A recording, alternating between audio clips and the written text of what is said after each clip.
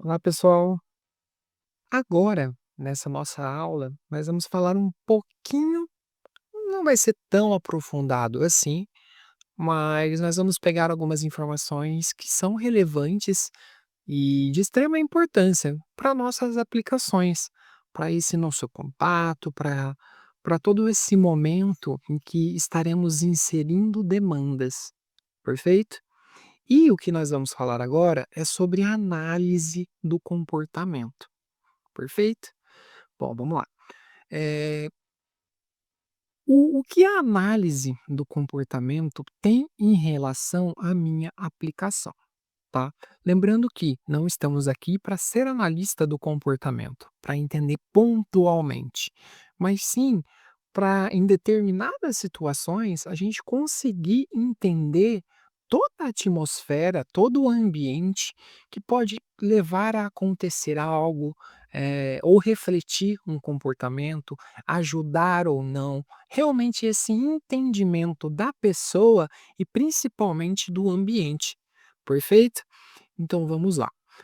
A análise do comportamento eu vejo de extrema significância nesse momento pela seguinte questão: quando fazemos uma análise, nós trabalhamos em três tempos, perfeito? Que tempos são esses? O que antecede alguma coisa, tudo que aconteceu antes da situação, tudo aquilo que veio anterior.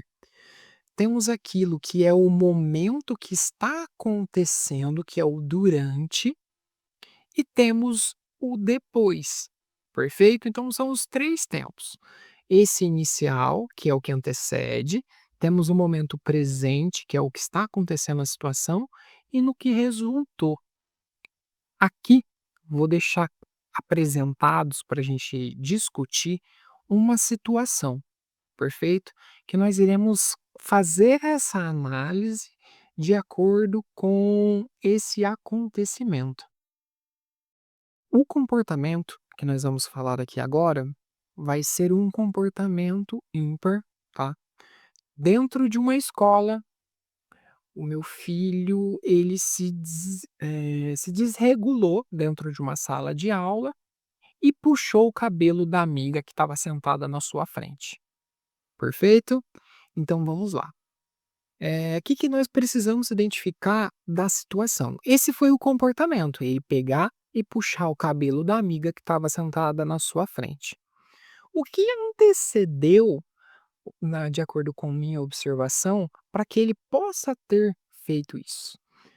Tava muito barulho na sala, esse cabelo ficou encostando nele, ficou por muito tempo balançando.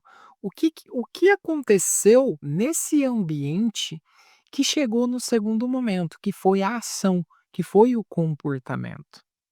Essa menina, ela ficou balançando na cadeira e o cabelo ficou passando por cima do caderno, do lápis, do material dele. E ficou ali uma, 2, 3, 4 vezes e foi dando aquele desequilíbrio.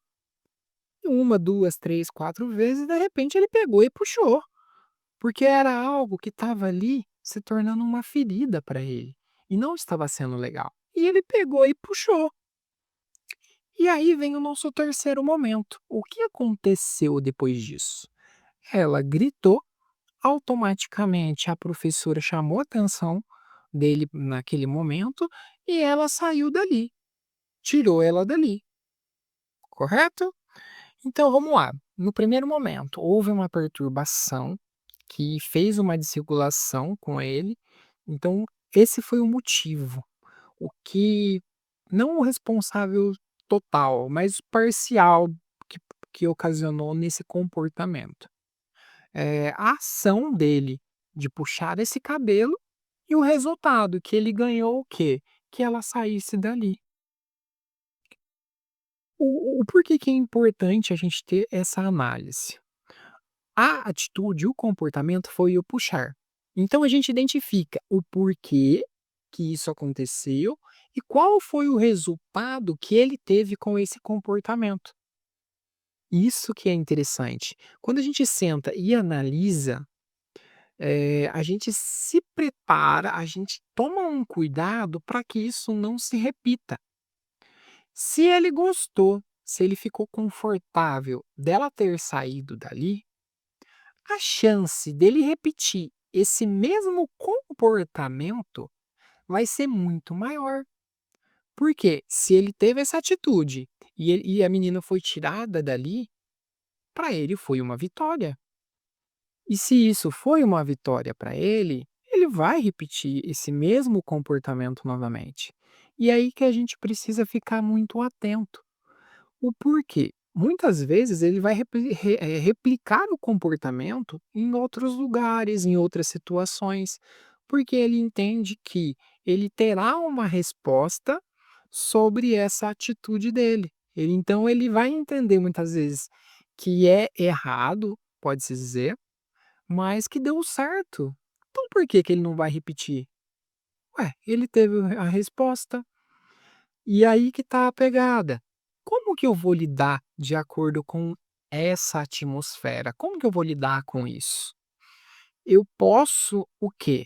Repreendê-lo, apresentar que isso não foi legal, com calma, com tranquilidade, realmente apresentar o que foi feito para ele, porque para reduzir as possibilidades disso acontecer novamente.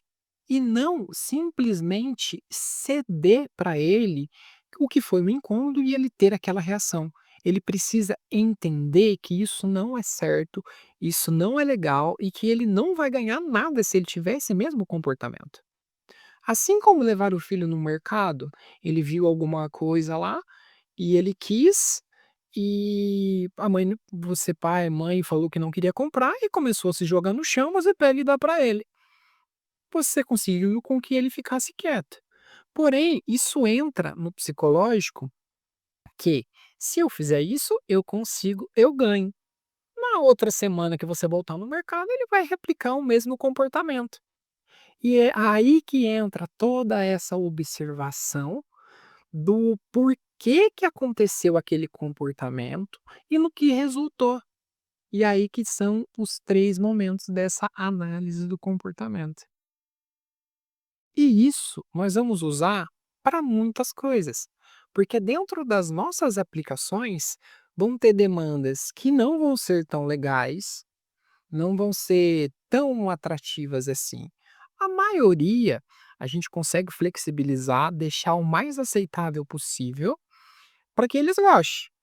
Mas ficar deitado no sofá, ficar sentado comendo uma bolacha é muito mais gostoso, vendo o seu desenho. Então, independente se é algo bom ou não, sempre há algo que é mais atrativo. E a gente precisa ter esse controle de entender o durante uma demanda, ele pegou e começou a chorar. Eu simplesmente falei: "Ó, beleza, pode ir no seu tablet". Ele vai replicar isso novamente, uma, 2, 3, 4 vezes. Precisa ter o controle sobre isso, ter a exigência sim, muitas vezes reduzir a demanda, ser flexível com o tempo também, mas nunca ceder. Nunca deixar com que um comportamento irregular tenha uma resposta positiva, porque ele vai se comunicar com esse mesmo comportamento novamente futuramente ele vai apresentar o mesmo comportamento. Então isso que é de extrema importância. Analisar o que aconteceu antes, durante e depois de uma situação, de um comportamento, inapropriado, para fazer a correção dele. É certo o que você fez? Beleza, valoriza. Não é? Então não é legal, não precisa ceder. Você pode sim ser flexível, de acordo com o tempo dele, dessa regulação, mas a resposta final, ela precisa ser sua.